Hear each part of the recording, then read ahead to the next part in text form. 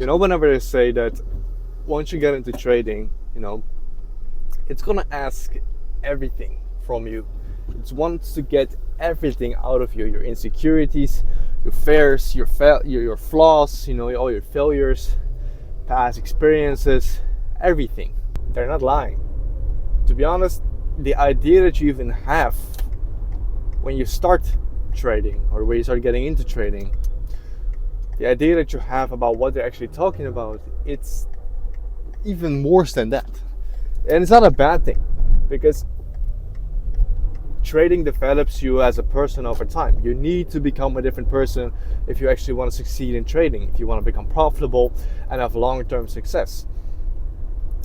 But if there's one thing that, and I've been through a couple multiple stages already, but if there's one thing that always comes back, if there's one thing that, oh, the sun is so bright here, man. Give me a second. If there's one thing that I always already had trouble with, like already my whole life, it's patience. I suck at being patient with things. And I know I'm not the only one. But I don't even think it's crazy. We are living in a world where everything is supposed to be fast, immediate, and especially social media, it makes it look like that success happens overnight. And to be honest, I think that trading is the type of business model that, goes through psychology the most than any other business model out there. More than an agency, more than, doing something else, selling ebooks or whatever, drop shipping. Trading itself is one big psychology game, and you gotta be patient with it. You gotta be able to sit your ass down and do nothing do nothing and wait for a couple candles to create this confluence. Oh my god, the sun is terrible here.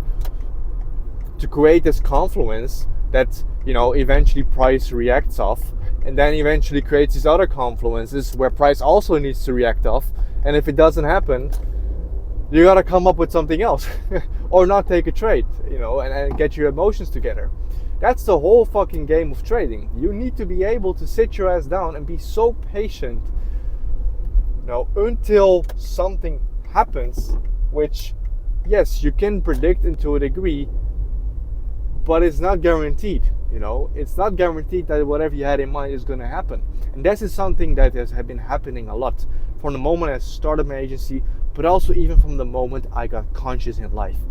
From the moment I even became aware that I can fucking walk, talk, drink, eat, fuck, whatever, anything, just being conscious.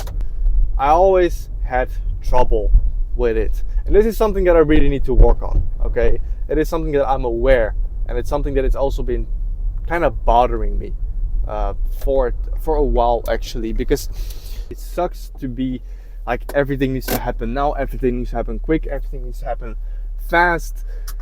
I don't like that about myself, because it doesn't only show in trading, it shows with a lot of couple stuff. Also, I arrived at the gym right now, so I am gonna go hit a workout. I think it's Saturday, so it's gonna be a pretty light day actually. Tomorrow is rest day, so yeah, I'll be back after the gym. All right, we're back. So I think that for patience, because I did think about it in the gym, I think that the key behind mastering patience is just being okay with doing nothing. For example, meditation. Meditation is, if you have to simplify it, doing nothing in the moment. Just being as present as you could be. Being okay with stillness.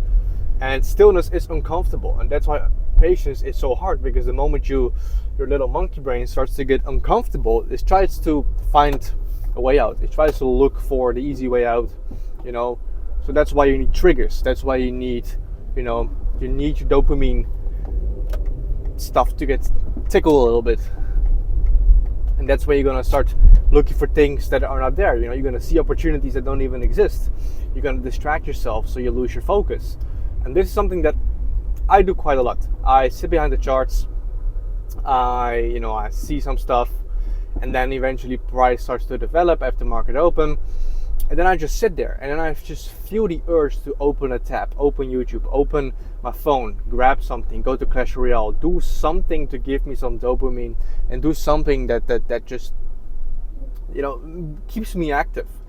And that's why this sitting still stuff, it's why it could be pretty difficult for a lot of people actually. And I come from an agency, you know, like I used to own an agency, and there it's pretty active. You know, you cold call, cold DM, you do client work, you make ads, you run ads, you optimize ads, you build websites, you create systems and everything for your clients.